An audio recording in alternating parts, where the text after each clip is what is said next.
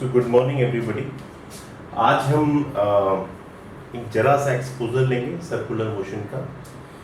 Ninth class में जो chapter में कवर्ड है वो है uniform circular motion. Will try to understand what is uniform circular motion. हम इस चैप्टर में बहुत ही शुरू से स्पीड और वेलोसिटी को पढ़ते हुए आ रहे हैं। स्पीड और वेलोसिटी में बेसिक डिफरेंस क्या है? एक्चुअली वेलोसिटी जो है वो मैग्नीट्यूड में तो वो स्पीड के ही बराबर है, ठीक है। लेकिन इसमें डायरेक्शन और ऐड,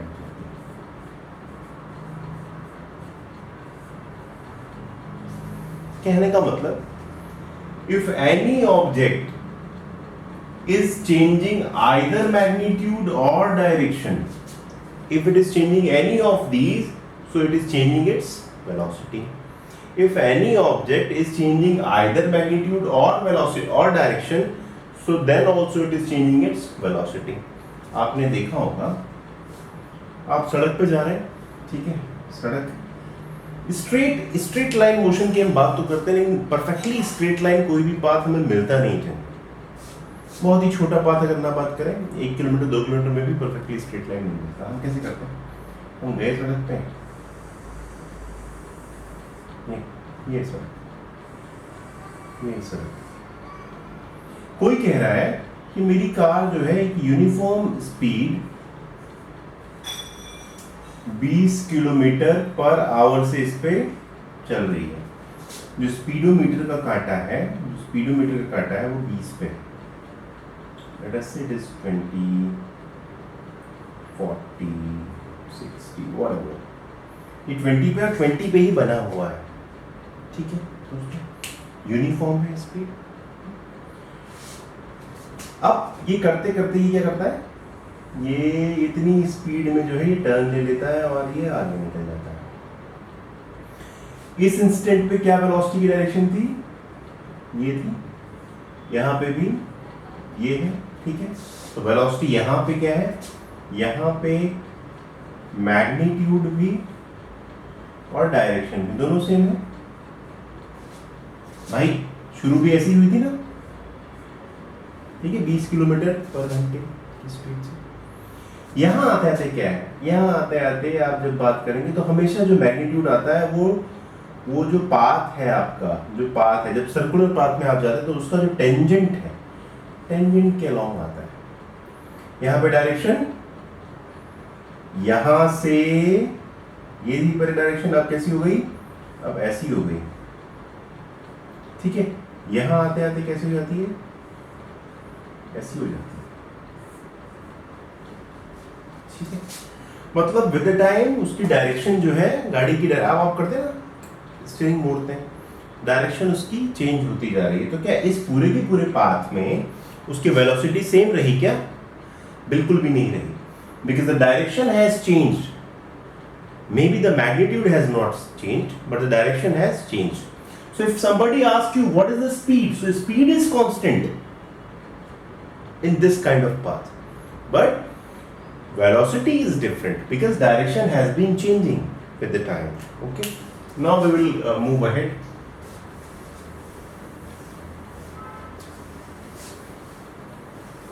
तो हमने अभी तक जो है कई सारी चीजें पढ़ ली हैं। अब हम पढ़ेंगे यूनिफॉर्म सर्कुलर मोशन, ठीक है। जो एनसीईआरटी इसको कवर करता है वो बहुत ही अच्छे ढंग से कवर कर रहा है। वो ये कह रहा है कि हमने जनरली क्या किया था, स्ट्रेट लाइन मोशंस की बात की, सीधे सीधे गया ऐसा या सीधे सीधे लौट गया, ठीक है। Let us example this rectangular motion. अब कोई अगर रेक्टेंगुलर मोशन को पकड़ रहा है, जैसे यहाँ से शुरू किया उसने, ये हवा यहाँ तक, तो साहब वो सीधा सीधा गया स्ट्रेट लाइन, लेकिन यहाँ पे जाके उसने अपनी वेलोसिटी की डायरेक्शन चेंज कर ली। यहाँ पे फिर एक बार अपनी वेलोसिटी की डायरेक्शन उसने चेंज कर ली, यहाँ फिर एक बार कर ली, मतलब 4 टाइम्स उसने चेंज कर ली। मान लो कि उसने अपना ऐसा रेक्टेंगुलर पाथ पे कोई दौड़ रहा है या कोई कार चल रही है, उसने अपनी स्पीड कांस्टेंट बना के रखी है, ठीक है। तो कितनी बार मुड़ेगा? 4 बार। 4 बार उसकी डायरेक्शन चेंज हो जाएगी, मतलब 4 बार वेलोसिटी, जिस पॉइंट पे डायरेक्शन चेंज उस पॉइंट पे वेलोसिटी कितनी बढ़नी चाहिए? 4 बार वेलोसिटी। क्यों? क्योंकि डायरेक्शन चेंज हो गई। ओके, ऐसे इसको आप एक हेक्सागोनल पाथ ले लीजिए, हेक्सागोनल पाथ ले लीजिए, उसमें यहां से ए बी सी डी, अगर कोई इस पाथ को जो है कवर करता तो कितनी बार करेगा भाई अपनी वेलोसिटी को चेंज? 1 2 3 4 5 और 6 बार, ठीक है। आप जितने ज्यादा इसके कॉर्नर्स बढ़ाते जाएंगे उतने ज्यादा बार ये चेंज करता जाएगा। सर्कुलर पाथ में क्या होगा? सर्कुलर पाथ में एक्चुअली हर इंस्टेंट पे ही वो चेंज करता रहता है, हर इंस्टेंट पे ही वो चेंज करता रहता है अपनी डायरेक्शन को। अच्छा, किसी भी इंस्टेंट पे अगर मुझे वेलोसिटी पता करनी है सर्कुलर पाथ में तो कैसे करूंगा? बड़ा ही कंफ्यूजन है साहब। जा तो यूं रहा है, अब मैं क्या लूं? ये लूं, यूं है, जा तो यूं रहा है, अब मैं ये लूं, कौन सा लूं समझ में नहीं आता।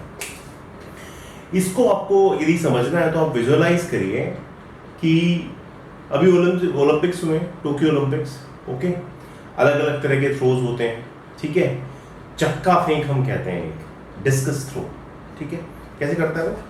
ऐसे पकड़ते हैं और पहले एक राउंड लेता है, पहले ऐसे राउंड लेता है खिलाड़ी, और वो राउंड लेने के बाद वो जहां पे लाके उसे छोड़ देगा वहीं से वो आगे निकल जाता है। या आप एक रोप ले लीजिए, बचपन में खेलते हैं ना, ये एक धागा बांध लीजिए, धागे में कोई पेबल बांध घुमाइए, इसको आप जहां पर भी छोड़ेंगे, आपने यहां छोड़ा तो यहां से निकल जाएगा, यहां छोड़ा तो यहां से, जिस स्टेट पे छोड़ेंगे उससे इस तरह से आगे बढ़ जाएगा। तो एक्चुअली जो वेलोसिटी होती है, वेलोसिटी की जो डायरेक्शन होती है टेंजेंट टू दैट पॉइंट। इस कर्व्ड पाथ पे आप अगर टेंजेंट खींच देंगे तो आपको वेलोसिटी की डायरेक्शन मिल जाएगी। यदि आप यहाँ पे टेंजेंट खींच देंगे तो आपको होगा। तो एक्चुअली जो सर्कुलर पाथ है, जब आप सर्कुलर पाथ में हैं, so in a circular path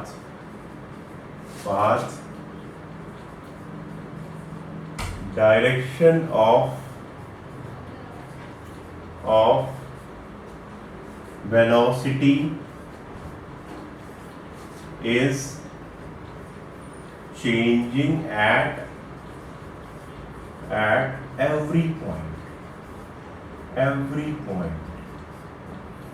her point पे। अच्छा, हमने क्या पढ़ा है कि एक्सेलरेशन क्या होता है? एक्सेलरेशन होता है, acceleration is actually change in velocity divided by time, और चेंज इन वेलोसिटी या तो मैग्नीट्यूड या फिर डायरेक्शन, दोनों में से कैसे भी हो सकता है। तो सर्कुलर पाथ में तो साहब वेलोसिटी चेंज करती रहती है ड्यूरिंग द होल मोशन। अगर वेलोसिटी चेंज कर रही है during the whole motion, that means the motion is accelerated. बिना एक्सेलरेशन के ये संभव नहीं है कि वेलोसिटी चेंज हो। अगर ये जीरो है तभी ये जीरो होगा, वरना अगर कुछ भी चेंज हो गया तो एक्सेलरेशन एग्जिस्ट कर रहा है। इसका मतलब क्या है? इसका मतलब क्या है कि जो सर्कुलर मोशन है वो क्या है? एक एक्सेलरेटेड मोशन है। वो क्या है? एक एक्सेलरेशन मोशन है। वो है क्या? एक। So circular motion is So circular motion is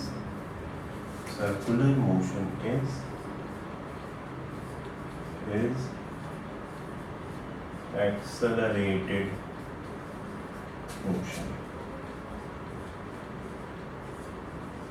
ठीक है भाई, ये मोशन तो एक्सेलरेटेड है. मान लो ये इसका रेडियस r है, ठीक है. अब किसी को अगर ये बोलना है कि इसकी जो स्पीड है वो कैसे निकलेगी, स्पीड कैसे निकलेगी, इसकी स्पीड क्या होती है भाई? स्पीड होती है path length divide by total time. ये होती है ना स्पीड. ओके, इसका पाथ लेंथ क्या होता है? जहां जहां से ये होके गुजरा है वहां वहां हमें जाना पड़ेगा. मान लीजिए कोई एक सर्किल पूरा करता है, एक बार घूम के यहां तक अगर आ जाता है तो टोटल पाथ लेंथ क्या है, क्या होता है? सर्कमफेरेंस क्या होता है? That is what circumference is. circumference by time. Okay. So 2 pi r divided by time t. अब अगर ये कोई बोल दे कि साहब ये जो वैल्यू है ना, ये जो स्पीड है, स्पीड कांस्टेंट, वो क्या दे, ये स्पीड जो है ना, स्पीड कांस्टेंट, स्पीड में कोई अंतर नहीं है, ठीक है. So if speed is constant,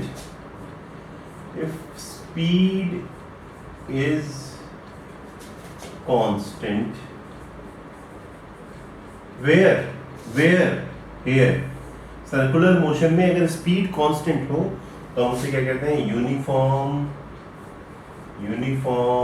circular motion. Uniform circular motion. बड़ी ही मजेदार बात आ गई इसका.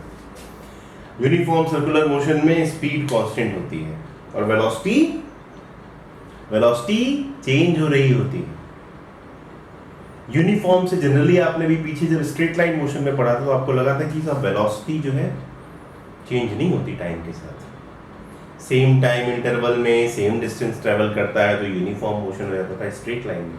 लेकिन यूनिफॉर्म सर्कुलर मोशन जो है एक एक्सेलरेटेड मोशन है, मतलब वेलोसिटी उसकी चेंज हो रही है. और वो क्या चेंज रहा है? मात्र डायरेक्शन, नॉट दी मैग्नीट्यूड. की मैग्नीट्यूड ही तो स्पीड है, स्पीड ही तो वेलोसिटी का मैग्नीट्यूड है भाई. एक छोटा सा क्वेश्चन कर लेते हैं इसमें. आपके एनसीईआरटी का एक्सरसाइज का पहला क्वेश्चन है इसी पे आधारित. So the question is like this. Circular motion है, ठीक है दोस्त. अब वो ये कह रहा है कि यहाँ पे ये जो है 40 सेकेंड्स में टाइम दिया हुआ है, 40 सेकेंड, ठीक है. ओके, और ये अपना एक राउंड पूरा कर लेता है. क्या करता है? 40 सेकेंड में कंप्लीट्स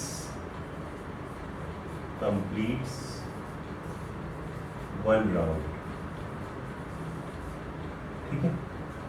इसका डाया दिया हुआ है. डाया इसका वैल्यूज को हम जरा हमारा चेंज भी कर सकते हैं, उससे कॉन्सेप्ट पे कोई भी फर्क नहीं पड़ेगा. डाया 200, वैल्यूज चेंज हो जाए तो कोई फर्क नहीं पड़ता. बेसिकली हमें कॉन्सेप्ट सीखना है, ठीक है. फिर 40 सेकेंड में एक राउंड अपना खत्म कर देते हैं, ठीक. तो क्वेश्चन पूछा है कि how much distance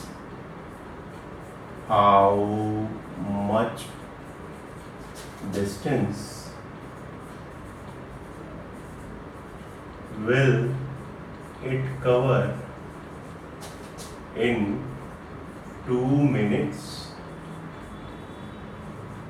and 20 seconds. 2 minutes and 20 seconds.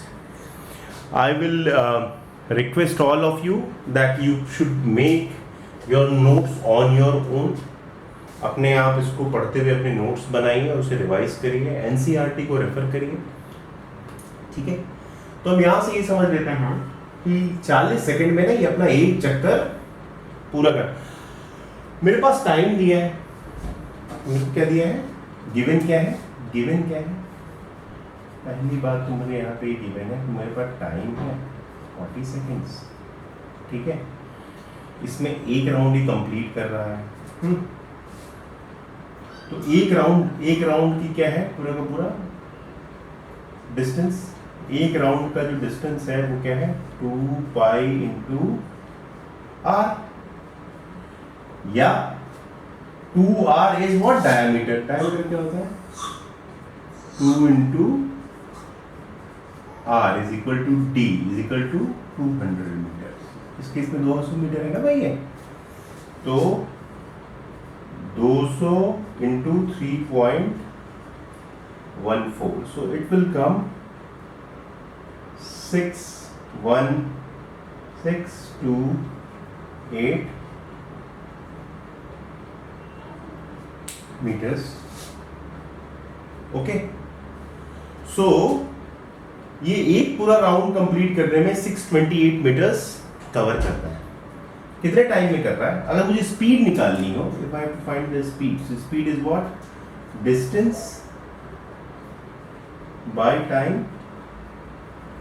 Distance क्या है यहाँ पे, पाथ लेंथ, जो कि ये है 628, सो 628 divided by what, divided by 40 seconds, okay. So 62.8 divided by 4, 4 1 ja 4, 2 4 5 ja 2.28, okay. So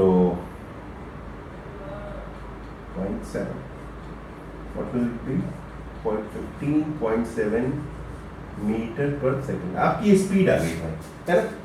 15.7 metre पर सेकंड आपकी स्पीड आ गई। अब आपको टाइम दिया है 2 मिनट्स 20 सेकंड्स, उसमें कितना चलेगा, तो आपका जो डिस्टेंस, आपका जो स्पीड आया है वो कैसे आया है, वो आया है 15.7 मीटर पर सेकंड में, ओके।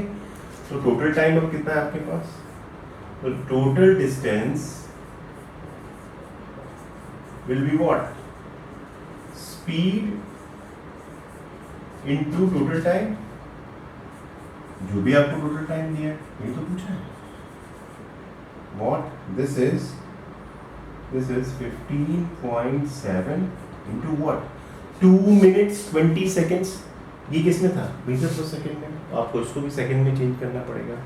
तो 2 minutes 20 second is what, 60 into 2 plus 20, nothing but 140 seconds, so 140 seconds, so into 14, okay। एकदम सिंपल गुणा-गणित कर लेते हैं हम, 14 7 जा 98,